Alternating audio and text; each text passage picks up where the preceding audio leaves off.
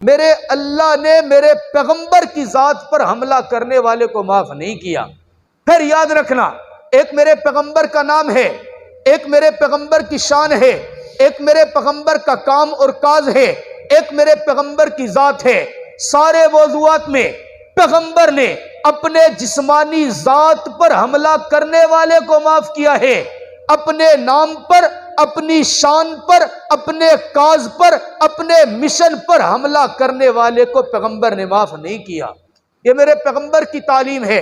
دنیا والے ہمیں متشدد کہے، ہمیں قبول ہے، اس نعرے کے اوپر، اس حکم کے اوپر ہمیں دہشت گرد کہے، ہمیں منظور ہے، ہمیں تعصب والا کہے، ہمیں منظور ہے۔ رب کعبہ کی قسم، جب تو اپنے لیڈر کے شان کے اندر کوئی جملہ برداشت نہیں کر سکتا تو سن، میں بھی محمد عربی کی محبت کے اندر متشدد ہوں، پھر میں بھی اپنے نبی کی شان کے اندر کوئی جملہ برداشت نہیں کروں گا۔ یہ میرے پیغمبر کا کام ہے۔ میرے پیغمبر، ایک نے کہا نا میرے پیغمبر کی شان رسالت میں گستاخی کی، میرے آقا نے اعلان کر کے کہا تھا، او میرے صحابہ، میں یکفینی عدوی، کون ہے جو اس دشمن سے مجھ محمد کو بدلہ دلائے؟